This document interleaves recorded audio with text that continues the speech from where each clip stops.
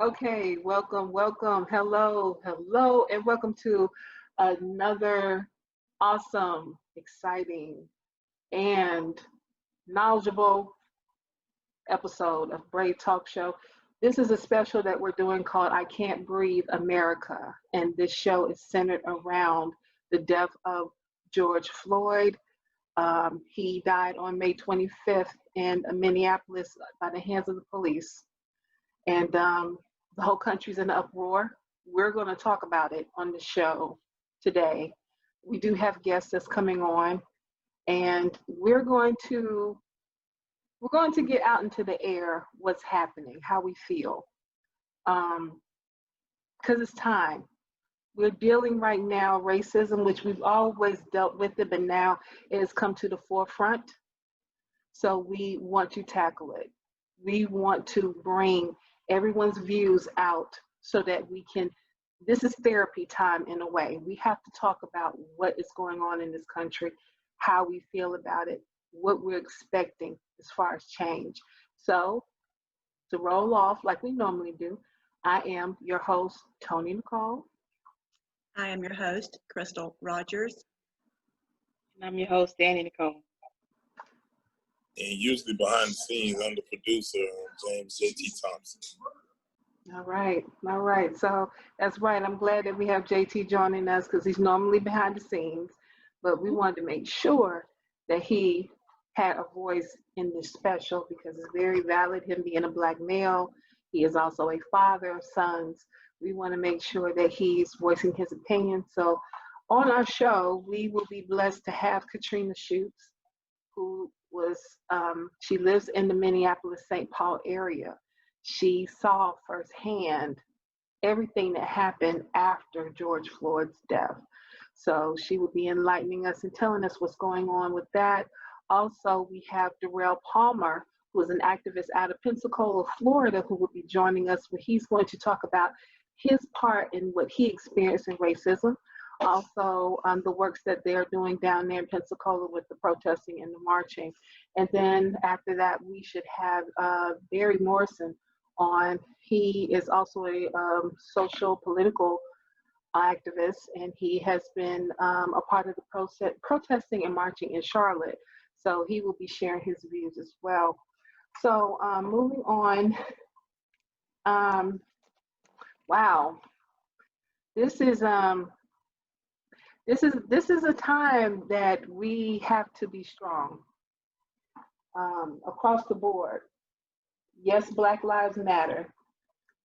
Yes, people are saying all lives matter. There's so many different levels. But what we do know is that we have to eliminate the hate. It's way overdue. It's time to get rid of it. It needs to be dead. So what I would like to start off with is, Danny, if you would like to share just some things that's on your mind. How you feeling? Well, I think this special that we're having tonight is much needed. A lot of people are giving their view as to how they feel in their heart. Me being not just a Black woman, but also a Black mother of two Black sons.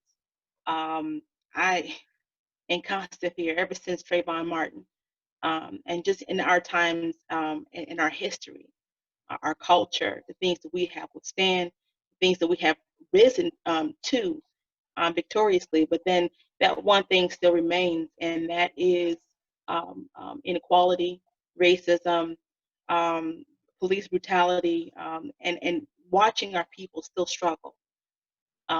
It's a constant concern of mine. I am always in, and I'm trying not to go there already. We haven't even really gotten to the show yet, but I'm trying not to. I'm refraining from crying because I think about my sons every day that they step foot out of that door. Are they gonna come home? You know, are they with the right people? Are they doing what I taught them? Things that would keep them safe. But you know, I work around people who have kids that they don't really have to worry about that. But that's something I have to worry about every day, constantly. And yes, this protest, this new revolution that's starting is hopeful. And I'm praying that it'll be enough to break the back of racism. Okay. All right. Crystal, would you mind going next to express your feelings and your thoughts?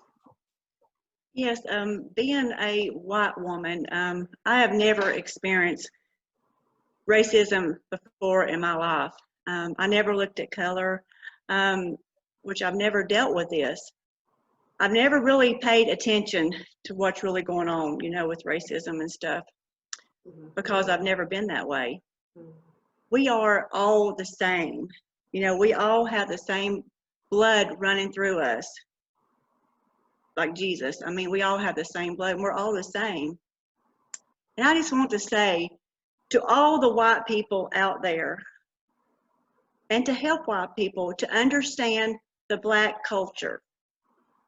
If you have never had a Black friend, you need to meet someone in your workplace or in your church or maybe your neighbor, you know, and invite them over for dinner at least once a month for 6 months, because us white people, we need to know Black culture.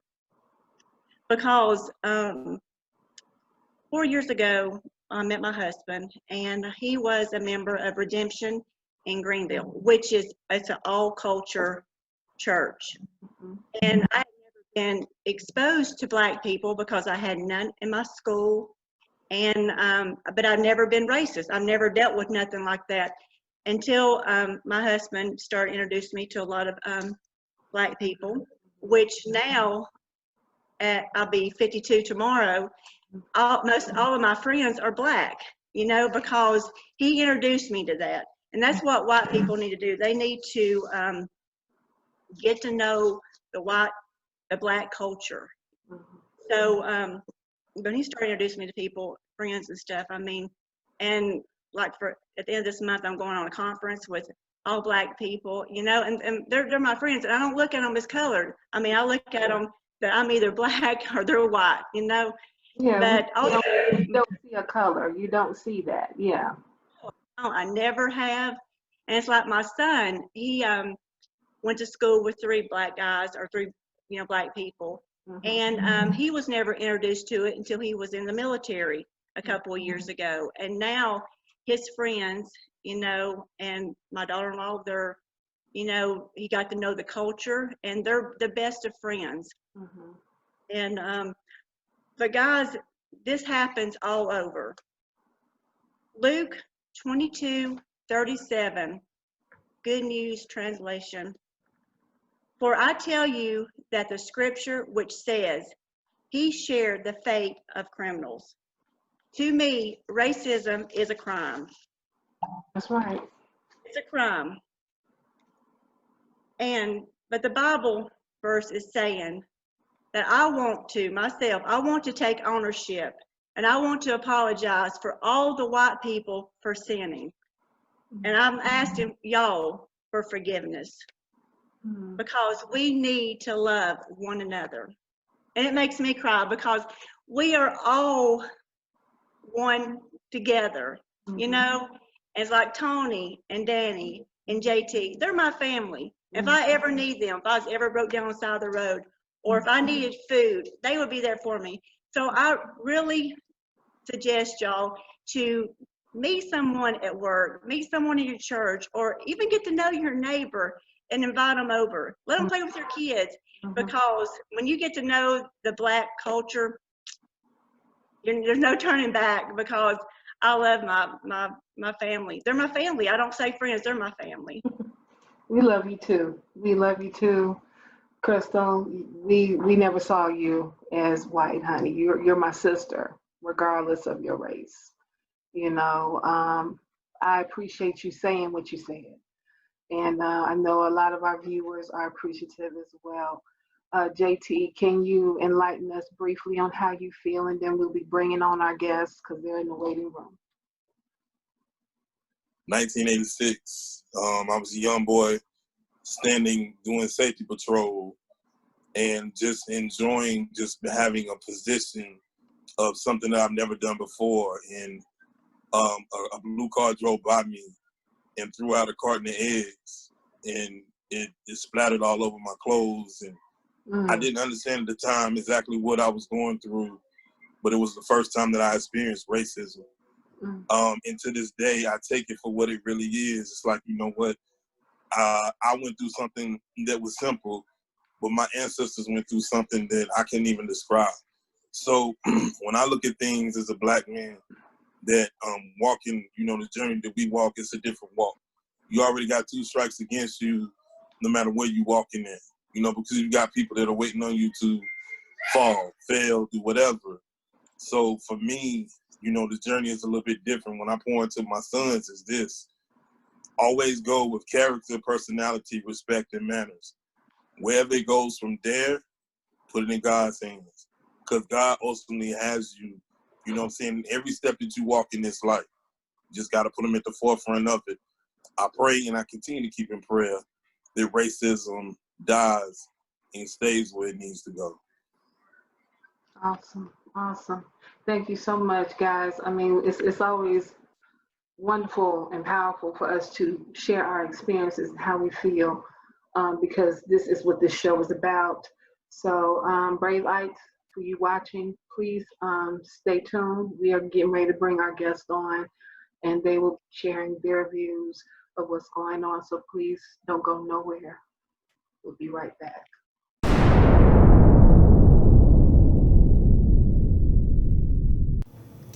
Hey everybody, it's your girl Danny Nicole. I am one of the hosts of the Brave Talk Show. So guess what? We're offering an opportunity to all entrepreneurs to promote or advertise their business on our show. For more information, please contact us at t.n.e.networksllc@gmail.com or visit our website at www.tnenetworks.com. Hey, have you seen the show yet? Check us out on YouTube. And if you like it, hit like and then subscribe. How about that?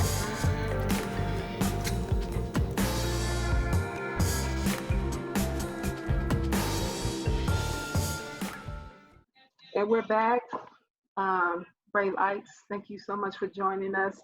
This is our special edition of I Can't Breathe America, and joining us is KATRINA Schutz, who is out of Minneapolis in St. Paul area. She is joining us to talk about how things are up there and what had happened soon after George Floyd's death.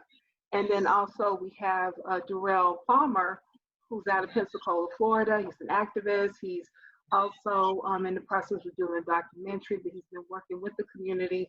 He also has some things that he would like to share what's going on down there, also his experiences. So we welcome you guys both. Thank you so much for taking time out of your schedule to join us.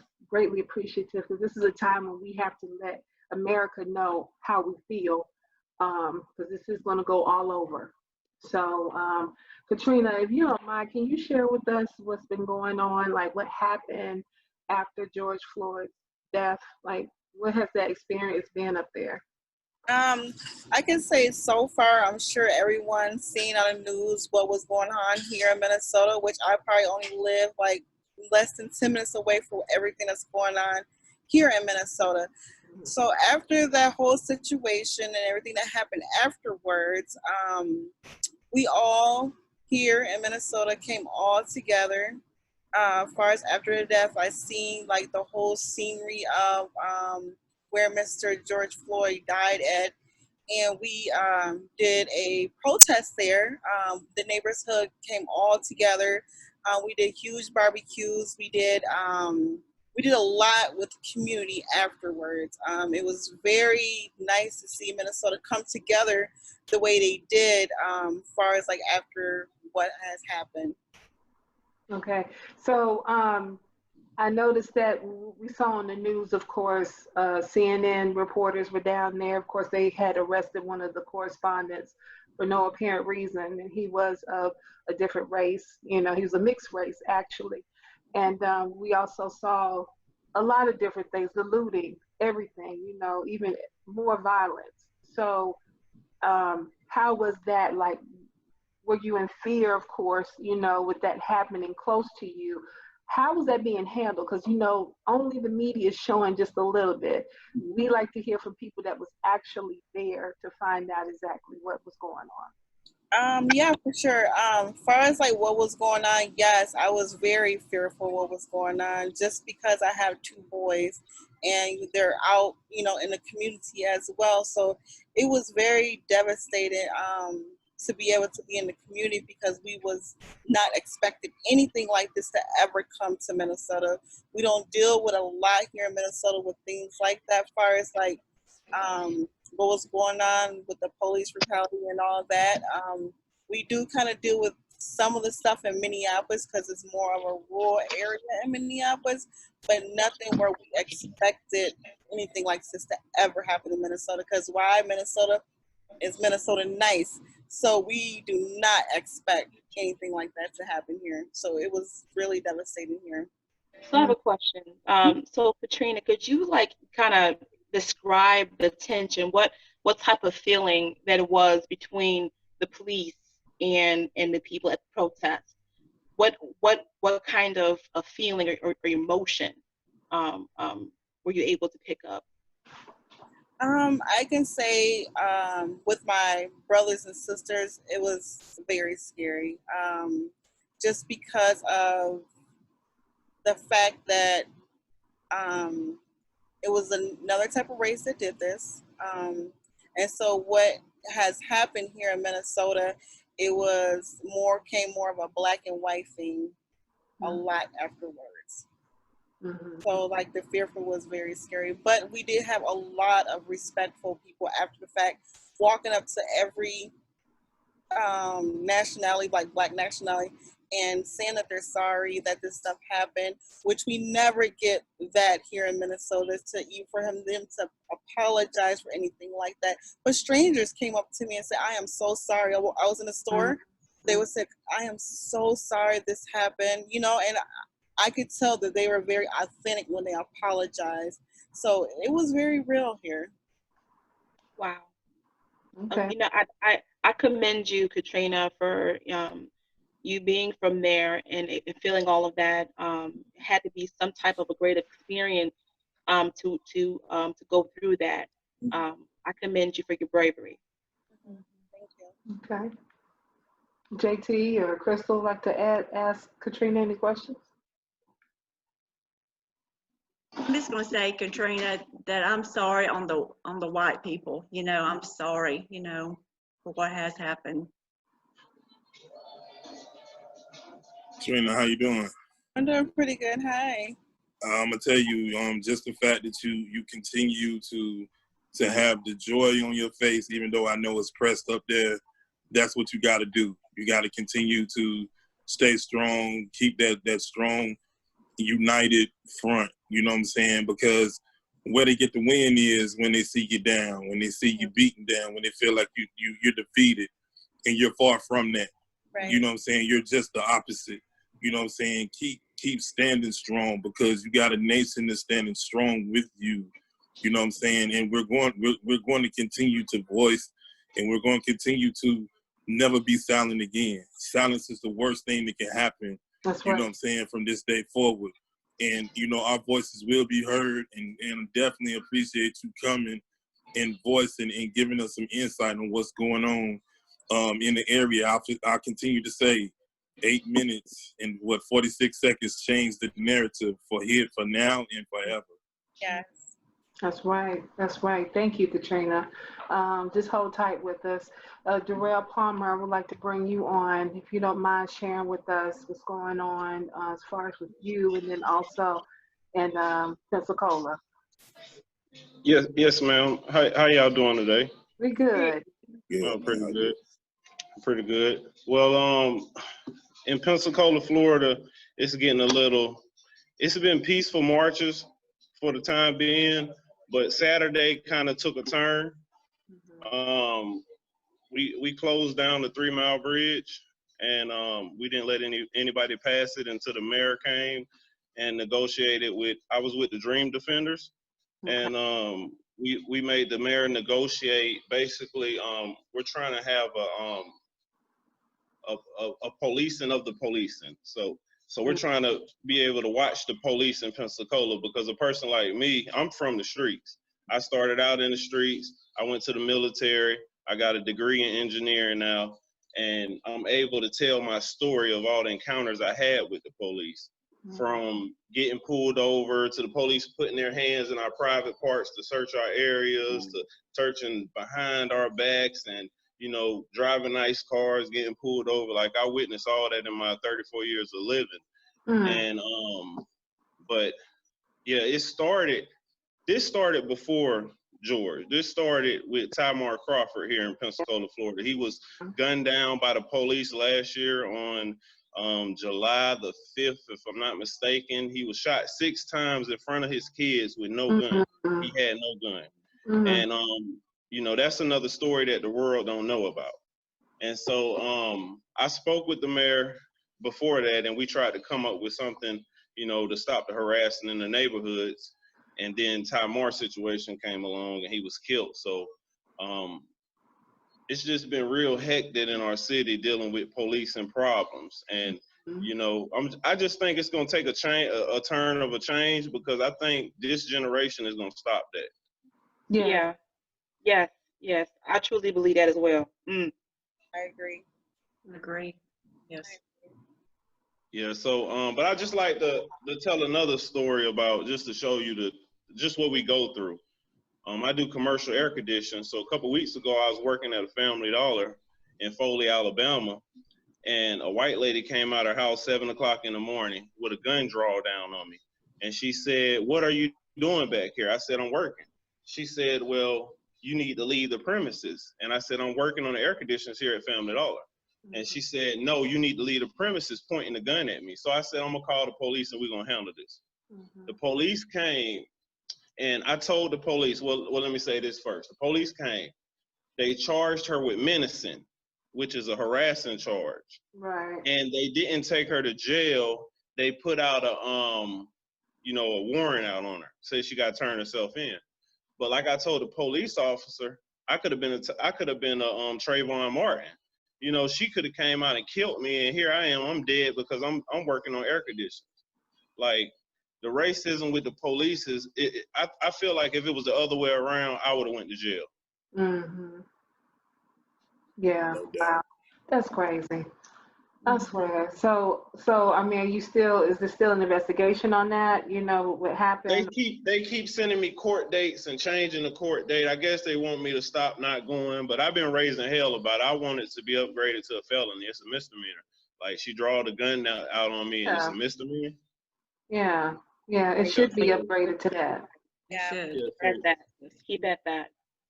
Yeah, so what's the next, like, what's the next steps down there as far as in Pensacola? Like, what's to happen next? What do you feel like? Well, we're the Dream Defenders, Haley Morissette was appointed over the oversight committee. So that's a good thing, and which is starting in October. And I mean, we just gonna keep fighting with the whole world about this racism, because we just sick and tired of it. But to add on to that, while we was protesting on the 3 Mile Bridge, a guy drove through the protesters, all of us, and he ran over a guy. And he drove him 3 miles over the bridge on top of his car. And they're not charging him. That's awful. That's what happened here when they were protesting on the freeway. A semi went right through a crowd. But that is in Florida, that is a terrorism act. Yeah, absolutely. But see, they don't want to talk about that. They don't want to look at it that way. They want to look at it as somebody being angry and expression, and that's not right. That's attempt murder or murder. You know, you can't just do that. Especially if and that's what's been happening all around. Like, even here in Charlotte, you have a peaceful protest going on, but then you have the cops are cornering the protesters, and they're throwing pepper bombs and tear gas and everything, and they don't have nowhere to go. So now it's turned into an unlawful gathering because they did it that way. Yes. You know. Right. You know, the other thing I wanted to ask you guys is have you guys seen or been able to eyewitness any anyone trying to sabotage a peaceful protest, like before it incites to violence? Have you been able to see anything like that? Yes. In Pensacola, when we started protesting for George Floyd. What happened was a guy came over and painted our bridge. We got a bridge called the Graffiti Bridge, and where you can come and spray paint it. He came and drew a picture, painted a picture of him, and the next day somebody threw paint and blackfaced his face. So that's what brought everybody out to come out and protest. And they started from that day coming out and protest. And you know, it's just been good stuff ever since. But tonight I was reading a Facebook post and they said that, you know, a few white people was gonna come and paint the whole bridge white, and if we wanted a problem, they was gonna give it to us. So, I mean, I just feel like, I hope it don't happen, but I just feel like a race war coming. That's what it looks like. It looks like that's where it's heading, and I'm really praying to God that that we can get some answers or something happening before that turns about. But this is the time now where everything is revealed. Yes. You know, there's no hiding behind sheets. There's no hiding behind nothing. This is revelation right here, as far as now we get to see who's truly out here doing dirt, racist and all that. We're seeing that in New York. We're seeing it in DC. We're seeing it all over the place. And it really, really, really gets me that, you know, well, I'm not going to say our, because I'm not going to claim him. I'm going to say the president. I'm not even going to, he's not even worth to say his name right now, but the president, how he's handling this whole thing. You're the leader of this country. There should be some peace taking in place. No, you want to escalate it to saying that military action needs to be taking place. If you loot, we gonna shoot. Yeah. So I mean, and that's crazy. You know what I'm saying? So now, and I commend the other political officers that's out here, the mayors and the governors. They're taking charge of the states. They're taking charge of their cities. And they're letting them know that, listen, I don't care what he says. This is my city. This is my state. This is what we're going to do. This is how we're going to protect our people. We're not going to go for that. And even the military, the secretaries of states and stuff are standing up saying, no, we're not going to do that. Mm-hmm. You know, no, we're not going to create a war within our own country. Come on now. We have to find a common ground. I saw on Facebook today, and this was crazy. I don't know if y'all seen it, but there was a Hispanic guy came out with a chainsaw. Oh, yeah. And he was chasing the protesters away. Mm-hmm. And he was shouting the N-word. He said, you know, stop defending these ends, you know. And I'm like, wow, but see, this is something else that people are ignoring. It's not just white people that are racist. You got some Hispanics out there too. But people are showing their true colors right now. They're showing exactly how they feel, and they're using what's happening now to reveal who they really are. It's just so much anger. Yes. Yes, they need to be on their knees and praying, you know, because we're all equal. We're all the same. Well, see, and that's the thing. A lot of them don't want to do that. And I can understand that, especially over years of oppression and everything like that. Yes, you know, yes, it's time to fight, but it's a way to fight. Mm-hmm. Yeah, but at the same time, and I'm just feeling this right now, but before change actually happens, action must take place. Action has to take place.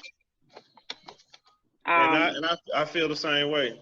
I was just speaking about that. I was saying before any change ever was made, there was always bloodshed. Yeah. Oh, it shouldn't be that way, but that's how it is. And I'm praying that, my prayer is that we get to a place where we overcome that, but at the same time, it's inevitable. The way things are looking, things are escalating to a point where, you know, you can't even really know if it's a sabotage, someone trying to sabotage a peaceful protest, or if somebody's actually just being upset, which we have every right to be mad, because it's been going on way too long, since the 1500s. But Yeah. can I say Yeah. something on that? Yeah, go ahead. I don't think racism is going to change until the old generation is gone, because that's where majority of, because I stay in a community where it's older white people, and I walk down the street, I say, hey, how you doing? They toot their head up, don't say hey to me. And I mean, I'm not a bad person. I went to school for engineer. My wife is a nurse. Like, we have good kids and stuff, and all I want is to be treated equally, and I just don't see that. Mm-hmm. Yeah. And you should be treated equally. We all should be. You know what I'm saying? And I mean, we've all had our experiences and stuff. Like, I got profiled by the police a couple years ago. He had his high beams on, and I actually coming towards me. I couldn't see, and I was on this dark road. So of course I flashed my beams back at him to let him know, hey, turn your beams down. Not knowing that it was an unmarked car. So he turned the lights on me, of course, and he turned around, pulled me over, asked for my ID, and it was just pointless. And I said, well, sir, the reason why I flashed you is because you had your high beams on. He said, oh, did I? He said, did I? And I was like, okay, I see where this is going. So, of course, you know, I'm making sure I got my phone on standby, because if this fool wants to start something or try to do anything to me, it's going to be recorded, you know. So he let me go, but guess what he did afterwards? He got right behind me, put his high beams on, and started following me back down the street. Yeah, see, it's just an ego thing, like with the police, because I mean, when they know they got that gun on their side, they just don't care. It's just a lot of this. I never drove down the street. My last traffic stop, I had 7 police pull me over. 7 police pulled me over. I never rode down the street and seen a white person pulled over 7 police. Yet to see him get out the car and, you know, on the side of the interstate while they searching their car, like it has to stop. Like, everybody don't sell drugs. That's true. Yeah. That's true. They don't. It's a power play too with a lot of cops too. You know? It's a power play. It is. Absolutely. Yeah, JT, I mean. Oh, sorry, Danny. Go ahead. No, go ahead, JT. I want to hear from you. A lot of people think that the pandemic started with a virus, but actually the pandemic started with racism. It just got exposed through the virus. You pay attention and you woke, and you know exactly what's going on. And it had to come to the forefront. It had to be exposed in its truest form. And it's unfortunate that our brother had to lose his life and be sacrificed in order for it to come all the way to Front Street. But here we are, and that's why we can never stay silent.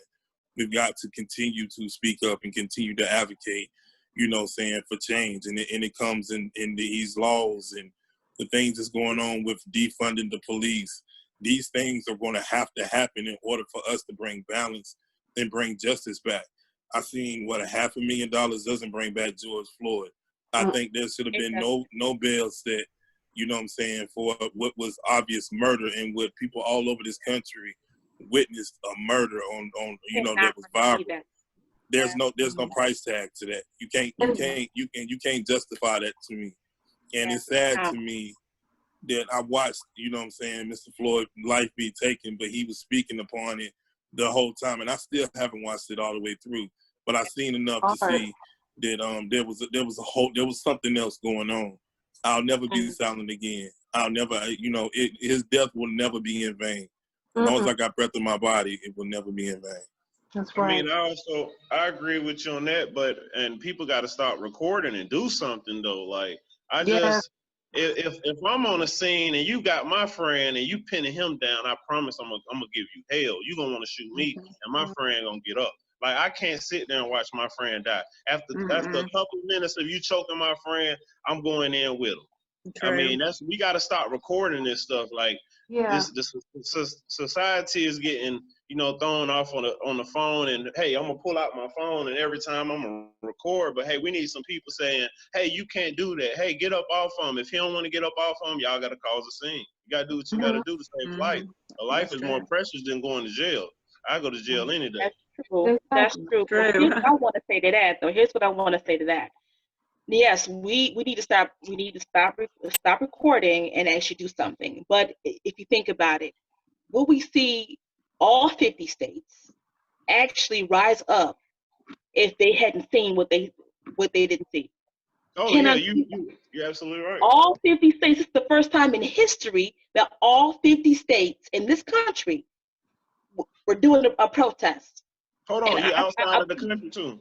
Yeah, This is globally. This is universal. This is happening in Europe, happening in Paris, it's happening everywhere, and all because of one video. Now that person who actually videoed that is being harassed. We need to protect that. Here's what I want to say.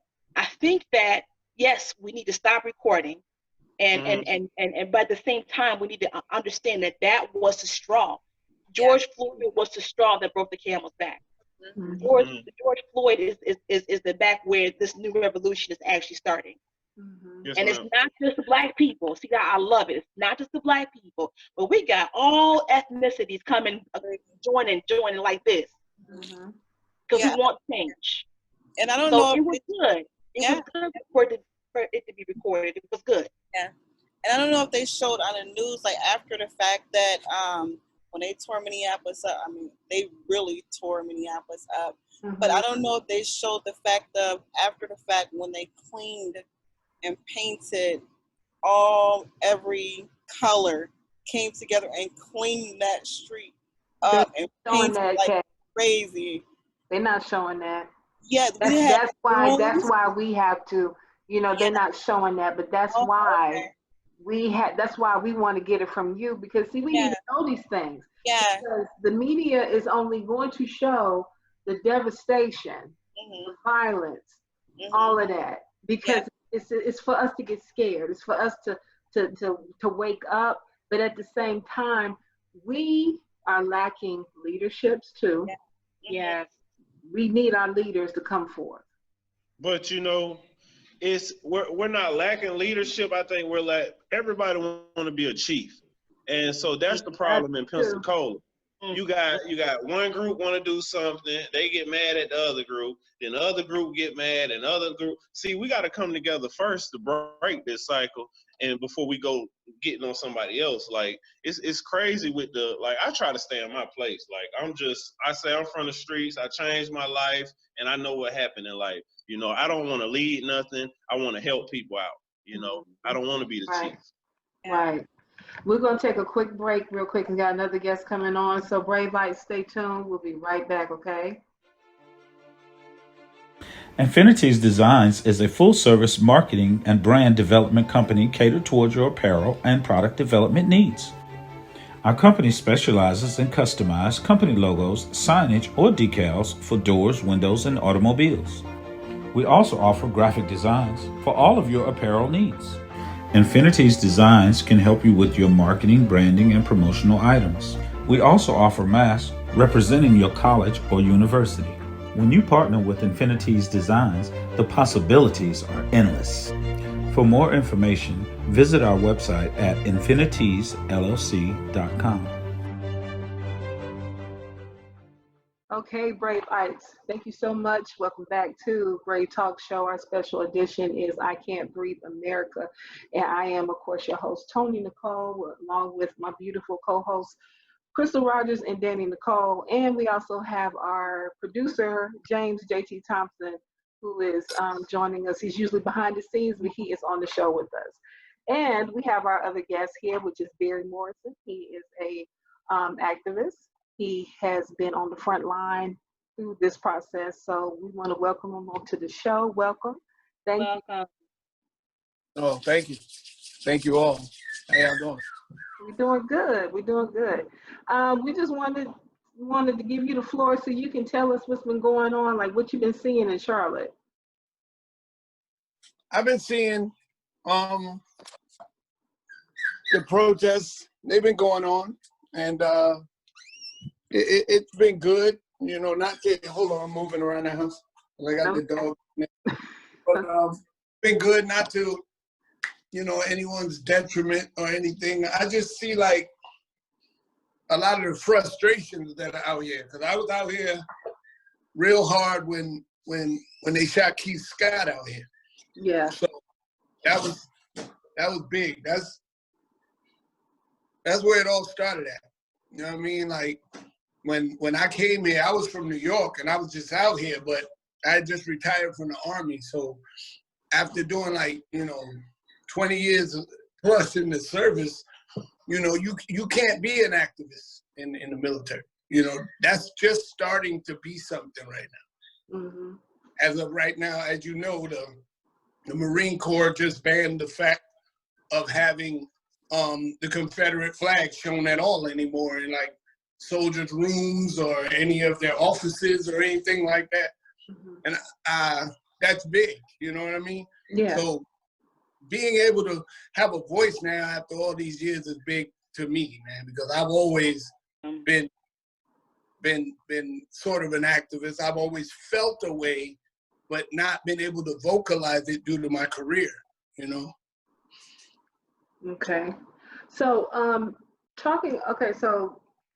I know there's a big difference, of course, from what happened with Q Scott and with George Floyd. So, of course, the whole country got involved.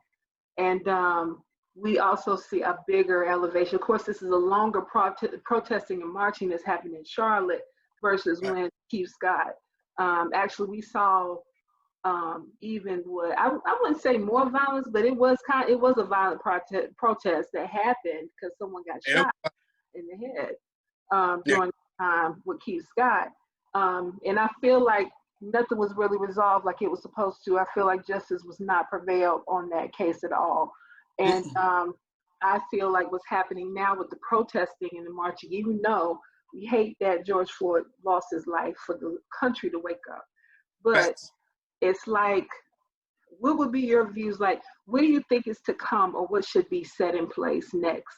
Yeah, we're protesting, we're marching, but what's next? And that's why I really wanted to come on and talk about. Like, we now have the power. You know what? I was so happy to see what happened in the nation. We have never had 50 states at one time, ready to burn down, every town, every city, and a lot of people were all about, oh, they're so wrong, this property. But like I told people, we're focusing on the wrong things here. We need to be focusing on why he kept his knee on him for 8 minutes and 46 seconds. Not worried about Target, because Target is going to get insurance. And, George's family can't buy him back. Geico can't give him back. You know what I mean? Right. State Farm can't give him back. So I really don't care about the property. I really feel like it came to a head in America to the point where people had to show we just wasn't playing no more. Because always march. Somebody dies, we march. Next week somebody else dies, we march. Next week somebody else dies. It might make the headlines. Some of this stuff don't even make the headlines. Yeah, they don't. So when I think about it, and I think that, that Mike Vick got more time in prison than 495 killed somebody, we've got to do better, But now I believe the world is waking up, and it's sad, but when you see monetary loss, that's the only thing that really gets a corporation or the NFL or the NBA or anything else to move.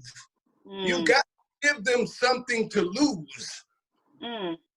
For so many years, they sat around like, man, that's messed up, he got shot, but I'm still getting money. You can't let them do that. So we got to be like, you know what? He got shot, and now you can't make no money, because we're not going to let you make no money. That's what we have to do next. And it's not even about just pro-Black. It's about building ourselves up to get the legislation. Because now, whether they like it or whether they don't like it, governors, mayors, chiefs of police are now forced. Like, they saying nothing until the precinct burnt. Then police realize, like, wait a minute, we want this to happen to us, so now I need to go denounce this. However the denouncement comes, it's a step forward, because now we got police chiefs kneeling with people. I can't breathe. doing all that, and they're ready to fire the next officer that so much as kicks somebody without a reason to do it. Yeah. Yeah. Mm-hmm. Mm-hmm. So Yeah. I feel like that's a step forward. We're getting a whole lot of police reform. You see, Minneapolis immediately got rid of the chokehold now. Yes, they did. That's a step forward. Charlotte just did too. Yeah. 2 days. Yeah. So we're I think starting. the defunding, right? Aren't they doing the defunding on the police, right? Yeah, everybody's taking their money away. Like they don't need military weapons. Hit your pocket. When it hit your pocket, you want to think twice. When it hit your pocket. And they're also talking about making an insurance for police so that they have to pay their own payouts when they kill somebody. Wow. Can you You know imagine? what? That's not new. That idea is not new. I think Dick Gregory actually came up with that. You know, a prolific man in his own right back in the day. That's the idea that he had. Wow. You're absolutely right. Dick Gregory said you got to give them something to lose. If people don't have nothing to lose, they don't care. You know, if you go to Walmart and say, don't come in here, but people keep coming, Walmart doesn't denounce nothing. You remember, a man got shot in Walmart for holding a toy gun. Walmart did nothing for that family, paid nothing, refused to do anything, and we still shopped. And we still shop there. Yeah. That's crazy. So, you know, you don't go in Walmart for 6 months and watch how the Waltons bow down and throw up a hand and say they can't breathe. I guarantee you. No, you're not gonna see that. You're not gonna see the Waltons do that. No, not at all. Yeah. So, wow, I'm telling you, and this is real talk. Everything that you're putting out, because I mean, this is something that we need to really pay attention to. And he's right. The legislation, all of that takes into effect. That's another reason why too. I tell people, listen, stop saying that it's useless to voting. You gotta vote. You do have to vote. But you can't complain. That's right. No. That's right. Right. That's right. So I go, when somebody says, did you vote? I'm like, yes, I did. Yeah. I know it don't mean nothing because the Electoral College is going to put in there who they want. But at the same time, you know, I made sure my vote was heard, whether it was or not. You know? Yeah. Yeah. I mean, because that's your right. You know, I mean, it's crazy because you think back about how, you know, especially our people have fought so hard to get the rights to vote, you know, and it's still more rights that we need to have out here. Now we are breaking the silence. We're doing movement, and it's like the whole country is woke up. So we got to stay woke. We can't just let this die down. No, you can't. It just feel like, because like I told people, they only gave us the 3 officers because the rest of the country wilded out. If it was just Minneapolis, you would just have, I can guarantee it. Oh, yeah. Yeah, you're right about that. You're right about that. To do it at all, remember, the state's attorney stepped in and did it. Yeah. Yeah, he did. Ellison. So that's really big. Like, people got to understand, like, we have these legislative spots. We got all these black people in office. Change nothing. That's got to change. You know, you can't just say, me, I'm black, but I'm not going to vote for any change in police reform. Then we don't need to vote for him. We need to vote for people who stand for our agenda. And that's how you make change right now. All right. That's it. Good. Yeah. Hey, Barry, thank you so much. Thank you so much for taking your time out to talk with us. We got to bring you back on, brother, so we can talk more about change and everything like that needs to be taking place. So anytime. Yeah, absolutely, absolutely. So thank you. So we're going to take a brief break. Brave Ikes will be back. Don't go nowhere. Are you in need of a virtual assistant? Well, at J. Logan Business Support Services, a virtual assistant company, we focus on helping you maintain and/or streamline your business operations while minimizing the hassle of busy work. To request services, contact us at info@jloganbizsupport.com or visit our website at jloganbizsupport.com and allow us, your virtual assistant, to lift the weight while leaving you with peace of mind. Yo, welcome back to this special edition of the Brave Talk Show. At this time, we want to observe a moment for what is will forever change the narrative here in our country and in our culture, as we observe the 8 minutes and 46 seconds that will forever change for generations to come. We observe it here now on the Brave Talk Show.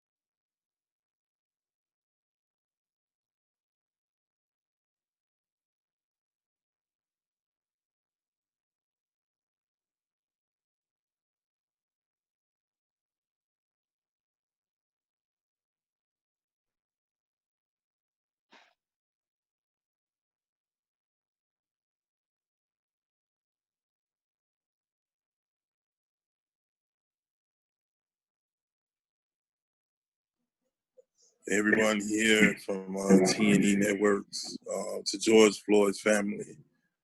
We send our condolences. We uplift you in prayer. We send our love and our support, and just ask God to touch you in ways that only He knows your needs and your wants. From all of us to your family. Thank you, JT. And that was hard. That was hard.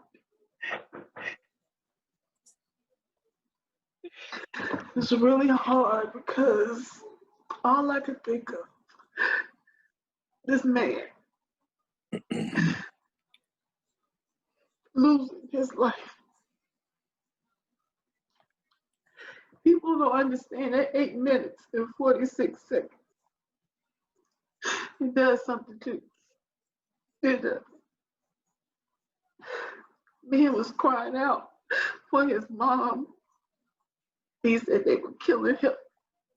You know, and I think about that all the time. I think about hearing that over and over. It's like I can't really watch the video. But I think about that. It's just so excruciating to see that. I don't care, black or white, to hear your son crying out for you. All I kept hearing was, I can't breathe in that silence. All I kept hearing is, I can't breathe, mama. And I kept hearing my son. It's hard.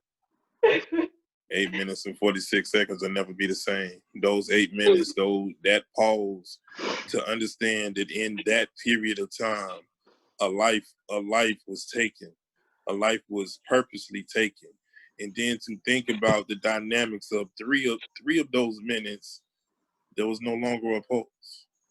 You know what I'm saying? So it's deeper than when anybody can ever think of. How I can't have a conscience if I endorse something like that and I walk away with my head as if I've done nothing. There's a reason why voices are being heard today. There's a reason why people are protesting. There's a reason why people are angry and frustrated. But we've got to continue, like on our platform, we've got to continue to let our voices be heard. And his death will never be in vain. And I'll forever say that. As long as I got breath in my body and I'm breathing, it will never be in vain. We will always stand strong and continue to fight and press on to end all the injustices that is here and now, and to wipe it clean. Yeah. Thank you, JT. I appreciate that. I'm glad you shared that. You know, like always, before we leave, we're going to have our motivational word. And then we're going to go on out. Crystal, I'm going to let you go first with your motivational word. This is from Martin Luther King. He once said, I have decided to stick with love. Hate is too great a burden to bear. People, we need to love one another. We need to pray, and we need to just to love one another. I mean, it's that easy, and stop having all this hatred and bitterness. Yes. Yes. Danny, are you okay to say something? Like I said before, I had to get up and get some tissue.